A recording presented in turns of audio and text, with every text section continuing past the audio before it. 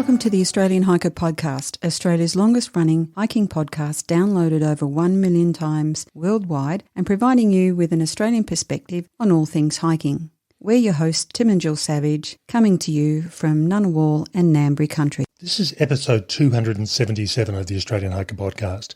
And in this week's episode, we talk about shakedown hikes. Before we get into today's episode, if you'd like to help support Australian Hiker and this podcast, there are a couple of ways that you can help us out. Firstly, by subscribing on your podcast host of choice so that each episode is available as soon as it's published. And if you have the opportunity, leave us a 5-star review. Another way to support us is go to the Australian Hiker website at www.australianhiker.com.au and click on the Support Us page and buy us a coffee. You can do a one-off donation or become a monthly supporter. All donations are greatly appreciated and help us to continue producing this podcast and blog. Now let's get on to today's episode.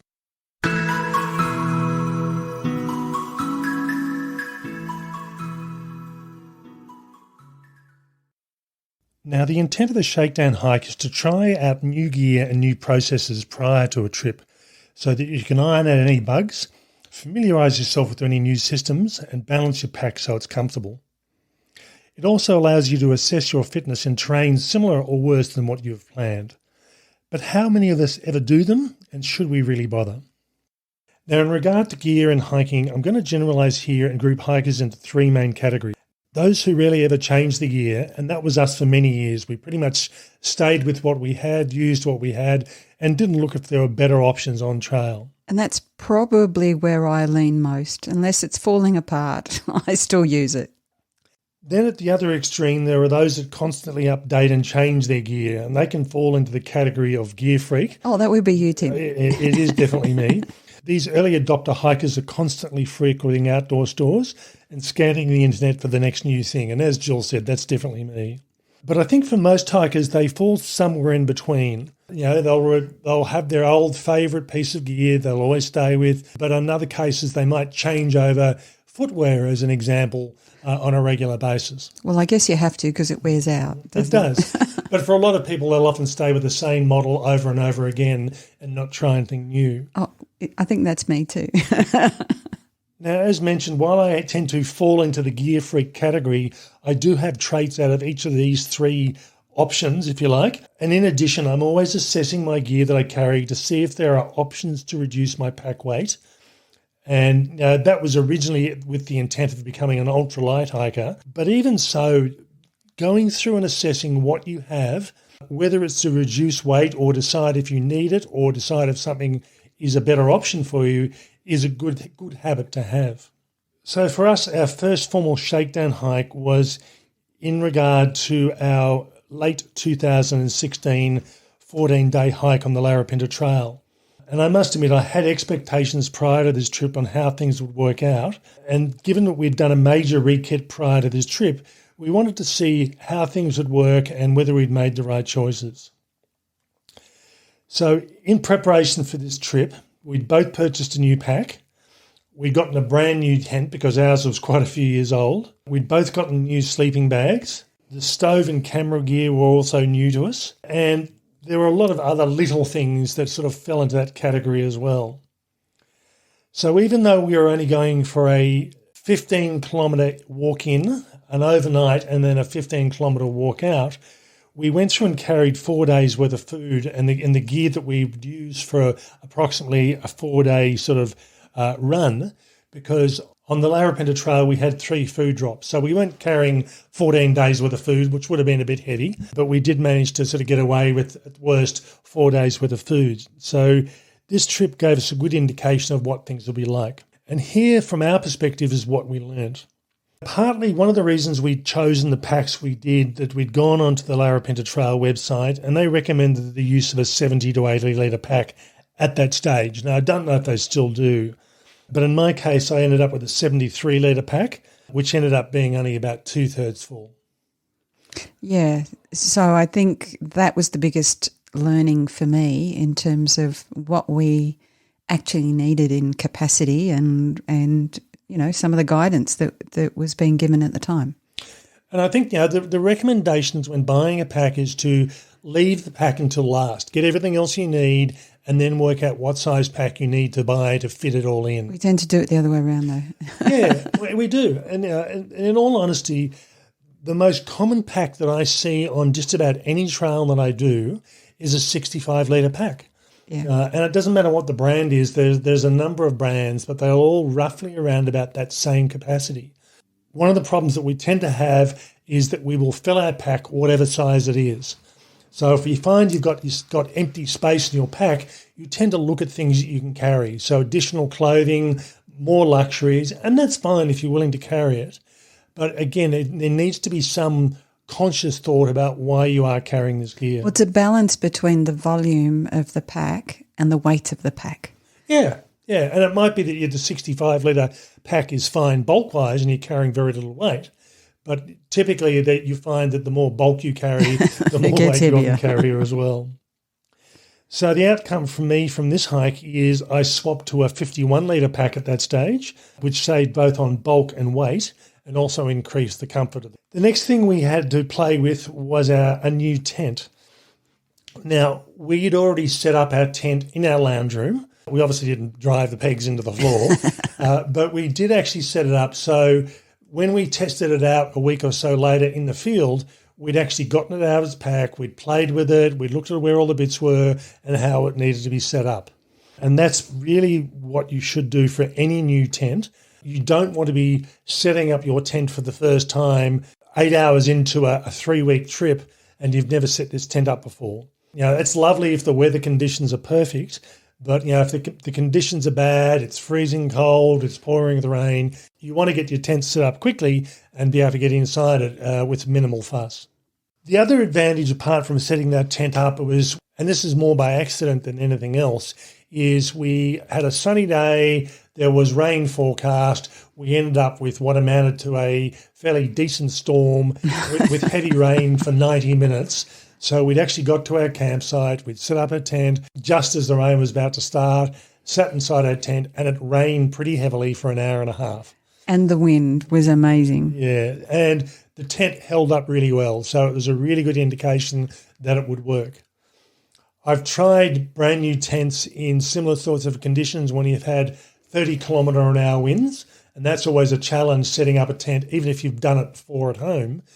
Setting it up in the field with strong winds certainly impacts or increases the complexity of what you need to do. Well, that just reminds me of when I was camping as a teenager with the family, and we had incredibly strong winds, and it was a car camping tent, and we just couldn't get this tent up, and in the end we gave up and went into a motel.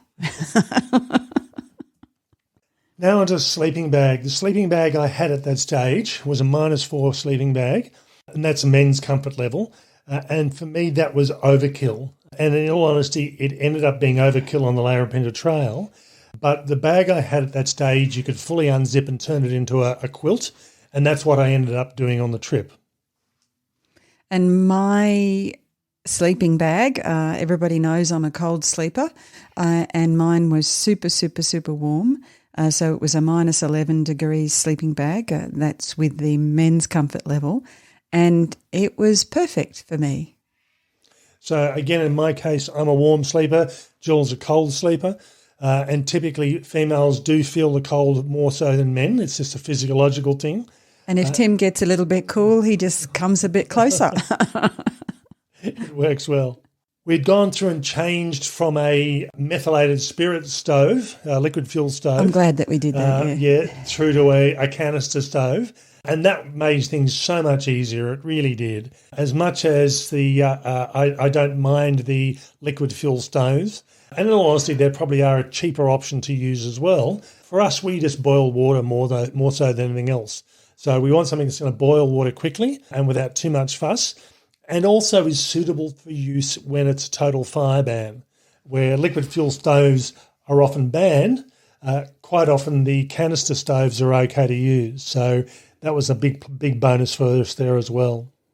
I'd gone through and purchased a new camera, a compact camera, because previously I've been taking my SLR camera, and while the SLR was a wonderful camera, if I had have taken the bag, the camera and all the lenses, The full kit was around about 2 kilos. Yeah, and I think there were times when we would carry an SLR each, which, was clearly overkill. So we didn't do that on Larapinta or on this shakedown hike. We did get really good photos with the camera, but yeah, that's right. Sometimes you think, okay, it's a slight trade-off, and I think it's worth it not to carry that sort of weight. The other thing we decided on that system as well is we looked at coffee options and we decided to test out some coffee bags. Being a bit of a coffee snob, there was a pretty high benchmark to meet, and the coffee bags just didn't cut the mustard. No, and as such, we opted to say, okay, we're not going to worry about coffee on the Larapinta Trail. We left that out. We ended up taking herbal tea, which is, basically pour water in, that's it. There's no milk, there's no thought about it. It tastes the same as it does at home, so it was an easier option for us. You do have to go off coffee a few days before if you opt to not take any with you, because the last thing you want is to get a coffee withdrawal headache a day or two into your hike. Yeah, and for me, I tend to find it's about a day and a half after I've given up coffee that I'll develop a headache.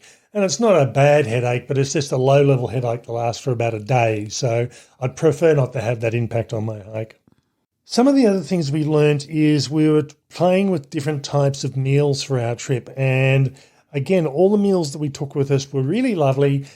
We did, however, discover that the hiking dinners with lamb, while tasting great, weren't necessarily worth the after effects when sharing a tent. Yeah, they weren't sharing friendly, were they? No. Even when both of us ate it, it was not good. So again, if you're trying new food on a hike, don't take a batch of food you've never eaten before on a trip, because there's 2 risks. 1, it might disagree with you. 2, you may not like it. That's right. And if you've got a week's worth of food and you hate it, you're going to be pretty sad by the end of the week. Absolutely. Or thin. Or thin, yeah. So as I said, it's always worthwhile testing the meals out beforehand. Everybody has different tastes, and certainly we recommend the meals that we like, but that's based on our tastes. So you need to be able to have a play, see what you like, and see what you come up with. In my endeavour to become an ultralight hiker, I decided to see if I could get away with using a wide tent peg as a trowel for digging cat holes for going to the toilet. Now, in the case of where we were camping in the Australian Alps, we just had to dig through grass. And I thought, this will be pretty easy. But it's grass with a very decent sort of root system on it. And I gave up I did eventually dig a hole, but it took a long time.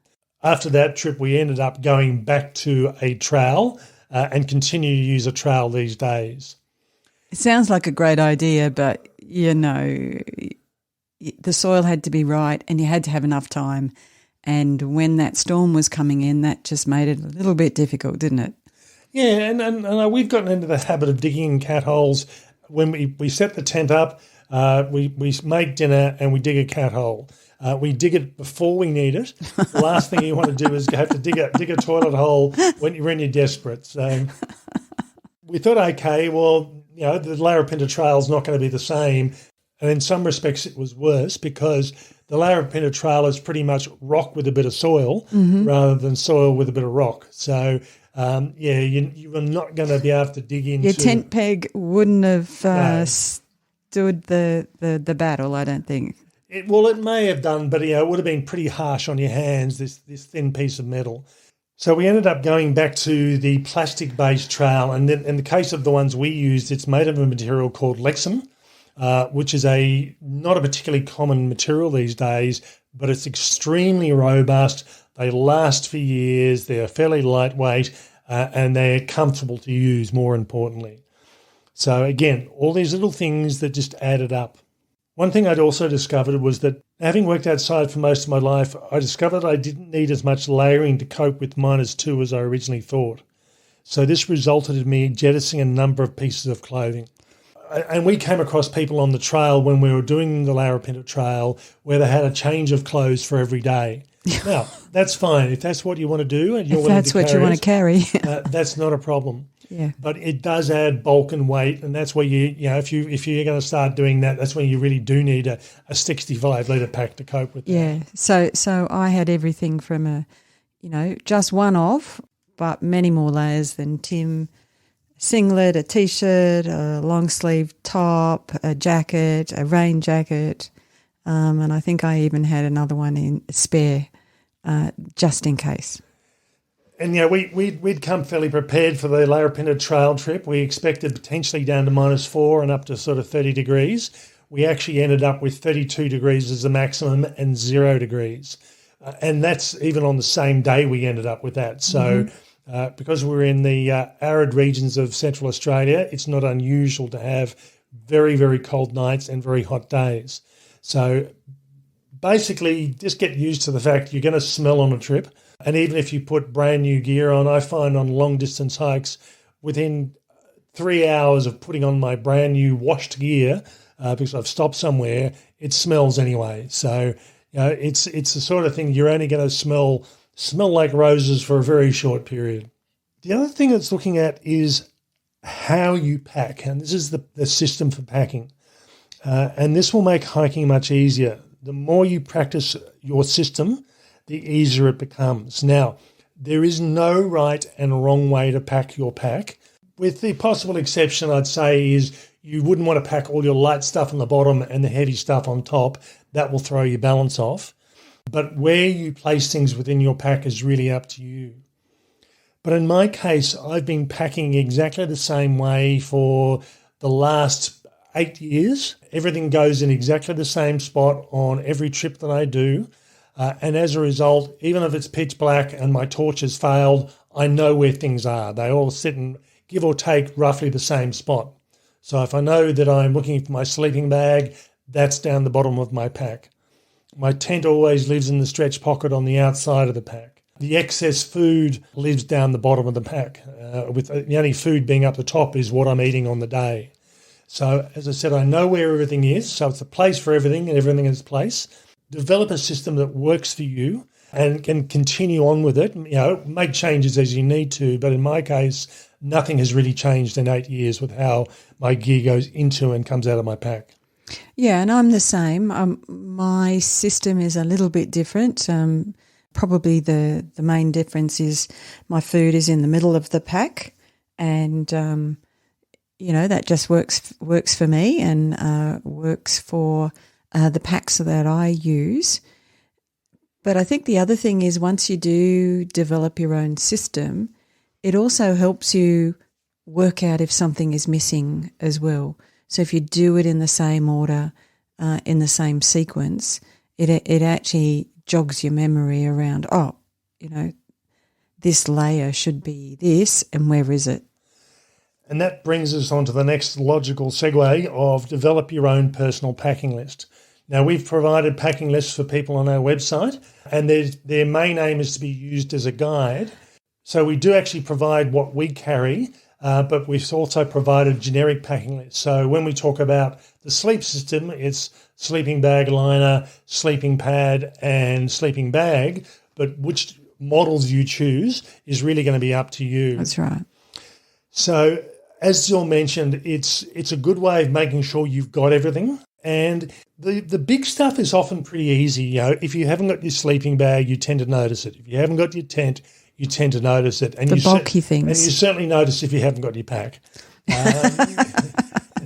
It's a bit hard to carry everything in your arms, isn't it? That'd be a good trick. But having said that, though, the big stuff is easy. It's the little stuff.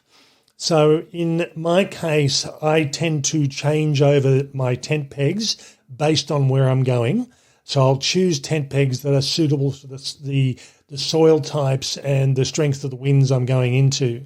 That might mean that the pegs that typically live at my tent get swapped out for some longer pegs or some grippier pegs or pegs that cope with snow or pegs that cope with sand, depending on what conditions I'm going into. Yeah, and I usually carry the tent poles and the tent pegs, and one of the things I have to do, I carry the tent pegs inside the tent pole bag. And one of the things I have to do is make sure that we do have the right pegs for the conditions we're going into and not assume that we'll just use the standard ones. So, yeah, it's one of those sort of things. It doesn't matter how experienced you are. If you think, oh, yep, I've got everything, or everything's in this container, I put it in there last time. Open the container and count them. Yeah. And it may be that, in my case, I can get away with most tents that we own, and we do own multiple tents. One peg each corner, one peg on each of the vestibules, so that's 6, and maybe one additional, so maybe 7 or 8 pegs. But if it's an extremely windy condition, I might end up using 10 pegs, and not having those 3 remaining pegs could have a major impact on the hike we're doing. So again, have the packing list, whether it's an Excel spreadsheet, or in my case it is, but I also print it out as well, so I can sit there and go through things. And when I get things out for a hike, I go through and put them in order that they go into the pack. So the pack's the first thing, then the pack liner, then I look at my sleeping bag, then I look at my sleeping mat, and they all go through and get lined up in the order they're going to go into the pack, and that way it's easy for me to keep track of them. So whatever system works for you, develop a system that is constant that you do each time. Yeah, and one of the things I do is I collect smaller things together and put them in a little pack as well, just so that, again, you're not searching around for tiny things floating around in your pack.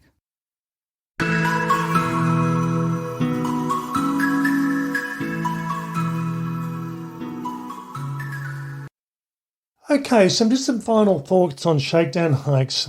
I mean, it really depends on whether you consider them essential or not.